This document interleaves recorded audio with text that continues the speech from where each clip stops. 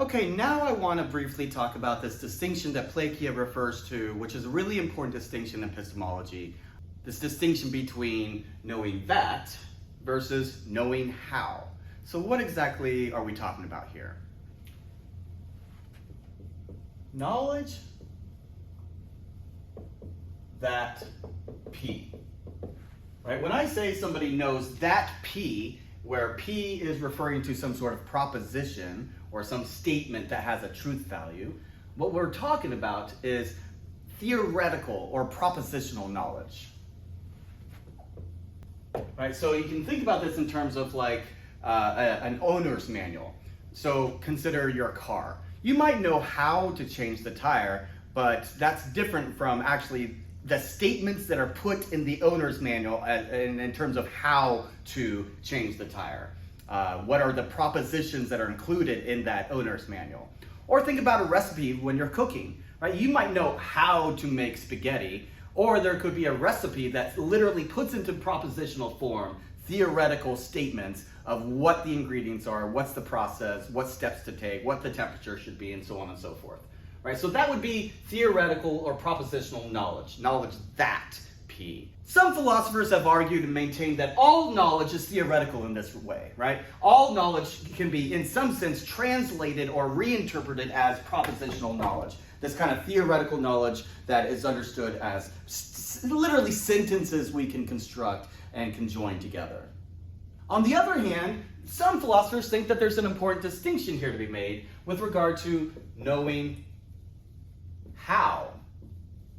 Right? When we talk about knowledge how versus knowledge that P is the case, we're literally talking about some sort of a skill.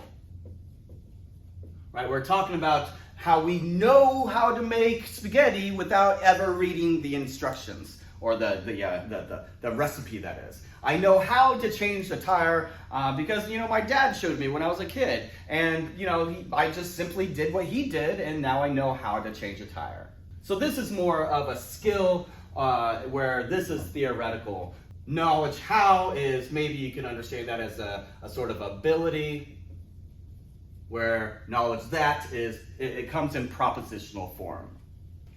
But for our purposes, I think there's a couple points to be made to show why this distinction is extremely important. So here's one thing to consider. Sometimes we make judgments or beliefs, we form beliefs about food without really knowing why.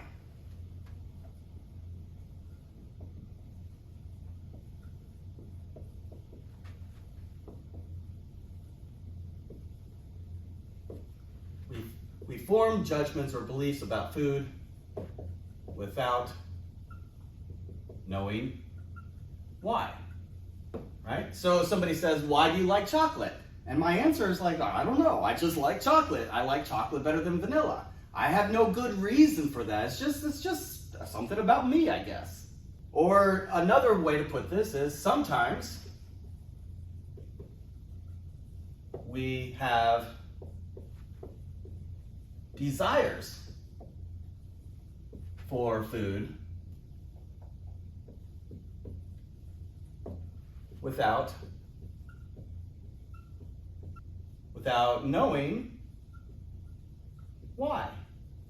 Right? Just think about how, at some point throughout your day, you have a strong desire for like French fries. Or maybe you have a really strong desire for like New York cheesecake or something like that, right? But you have no real good explanation. It's just something that like sort of overtakes you. Sometimes I'll be driving down the road and I'll just all of a sudden get a desire for Pepsi. I just love the taste of Pepsi, cannot really stand Coke for some reason.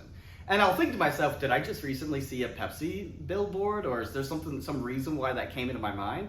I have no good reason. Sometimes it just happens. I have no way of explaining it. I desire Pepsi and I have no way to justify that at all. And then third, you might think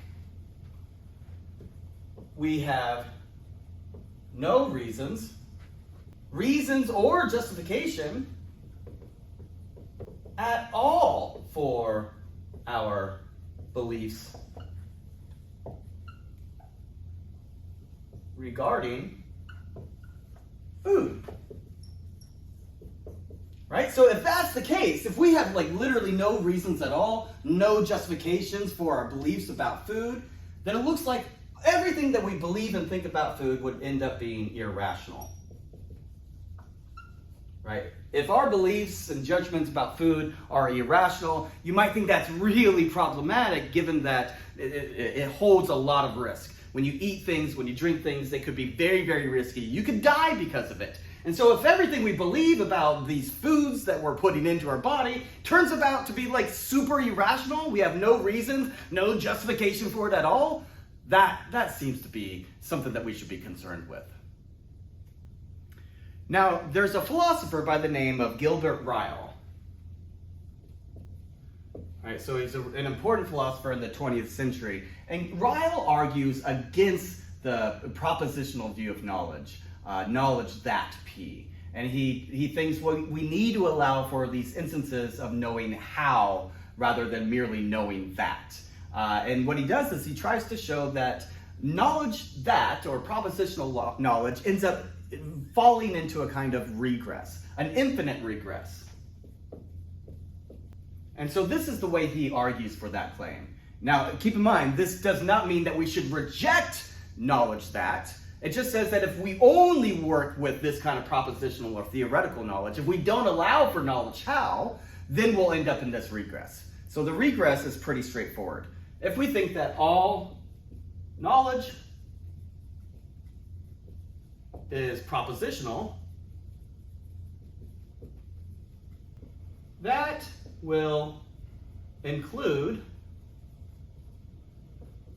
the consideration of the proposition.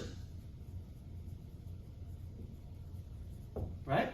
Whatever proposition we're talking about, we're just going to call it P. Right? If all knowledge is propositional in that regard, then that would also include your consideration of the proposition. But if the consideration of the proposition is also propositional, then the next consideration of the proposition is propositional. And then the next consideration of the proposition will be propositional. And so on and so forth.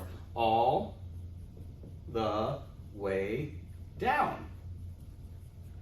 Right? So how do you get out of that kind of regress, that infinite regress where you have to refer to more and more and more propositional propositional knowledge, more and more claims that are understood in terms of knowledge that? Well, the way out is to allow for knowledge how, right? So this idea of a consideration of the proposition, we can understand that not as being propositional knowledge, but knowledge how to do something. It's a skill. It's a particular kind of an ability, right? So when I say, I'm considering the proposition P, what I'm doing is not thinking in propositional terms, but I'm using my know-how, my skill, my ability. And you might think that that's an important answer to what I've been suggesting over here. So when I believe things about food, it's not that I'm referring to propositions in terms of having reasons or justifications and so forth. Rather, I'm working with a particular kind of skill, right? I'm exercising my know-how rather than my know-that. And that might be an important way to consider our knowledge of food. Maybe our knowledge of food is different from other kinds of knowledge that take this kind of proposition or theoretical form.